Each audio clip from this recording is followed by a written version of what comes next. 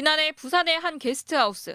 손님으로 온 한 20대 청년이 본인을 의사이자 코인으로 돈을 번 수십억 자산가라고 소개했습니다.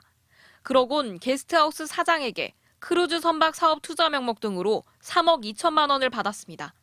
그런데 남성이 보여준 의사 자격증과 가상화폐 거래 내역은 모두 AI가 만든 가짜였습니다. 곧 수사를 통해 구속영장이 청구됐는데 사기범은 풀려났습니다. 구속영장 실질심사에서 남성이 일주일 안에 돈을 모두 갚겠다며 9억여 원이 찍힌 통장잔고 증명서를 판사에게 제출한 겁니다. 그런데 한 달이 지나도록 아무 조치가 없자 검사가 은행에 확인해보니 사기범의 계좌는 23원이 전부였습니다.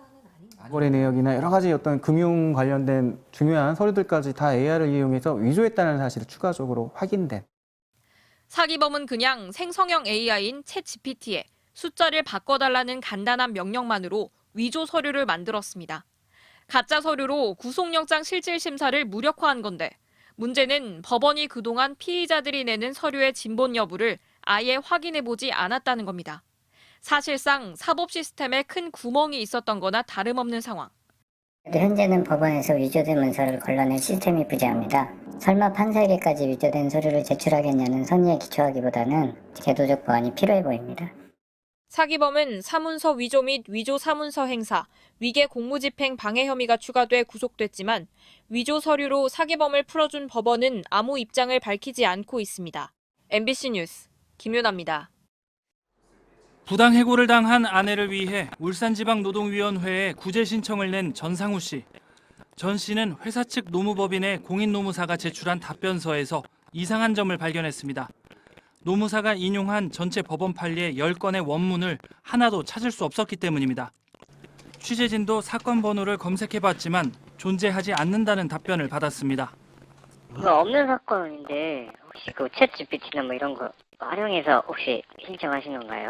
다 없는 사건이에요. 전 씨가 원본의 진위를 밝혀달라고 진호위에 요청하자 해당 노무사는 그제서야 AI로 판례를 찾았다고 시인했습니다. 사측을 두둔하는 논리를 만들기 위해 인공지능이 만든 환각 판결문을 동원했다는 겁니다. 노무사는 AI와 인터넷으로 판례를 찾는 경향이 많다며 사실관계를 조작하지 않았으니 고의나 허위는 아니라고 주장했습니다. 부당해고를 심판하는 지방노동위원회도 판례가 가짜라는 걸 모르고 있었습니다. 제가 지적을 하기 전까지 아무도 문제 제기를 하지 않았잖아요. 다른 사람들의 경우에는 막아내지 못한다면 충분히 피해를 받을 수 있는. 인공지능이 만든 허위 판례를 실제 사건에 적용한 사례는 이뿐만이 아닙니다. 지난 9월 경기 용인 동부경찰서에서도 챗GPT를 활용해 불송치 결정문을 쓰다 존재하지 않는 법리를 인용한 사실이 뒤늦게 드러났습니다. 당시 고소인의 법률 대리인이 문제 제기를 하는 바람에 뒤늦게 세상에 알려지게 되면서 경찰청 국정감사에서도 질타가 이어졌습니다. 저 판례를 검색하고 내용을 추출할 때 무슨 AI를 썼느냐고요? 챗GPT로 한 것으로 알고 있습니다. 경찰이 존재하지도 않는 법리를 인용해서 사건을 종결한 거잖아요. AI 환각 현상이 만든 존재하지 않는 가짜 판례를 검증하지도 않고 그대로 제출하는 전문가들. 아무도 문제 삼지 않았다면 법적 근거로 활용돼 누군가의 인생을 바꿀 수도 있었습니다.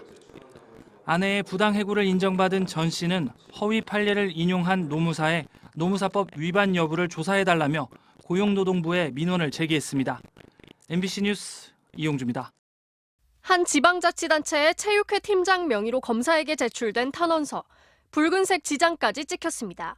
수감된 김모 씨가 지자체 발전을 위해 기여했다. 김 씨에게 다시 한번 기회를 달라. 한 마약 사범의 선처를 호소하는 내용입니다.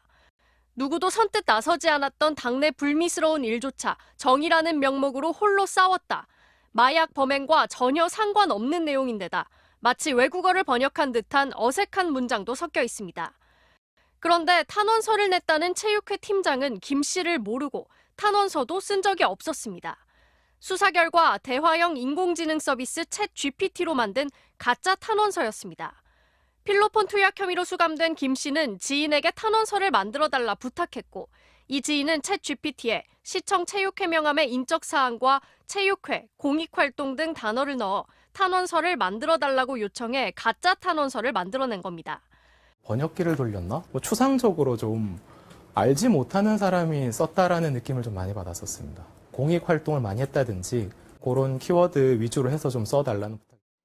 실제 챗 GPT에 몇 개 단어를 넣어 탄원서를 써달라고 요청해봤습니다. 존경하는 검사님으로 시작하는 A4 용지 한 장짜리 탄원서가 순식간에 만들어집니다. AI 기술을 활용한 위조 범죄로 수사기관을 속이려 한 범행이 적발된 사례는 아직은 극히 드뭅니다.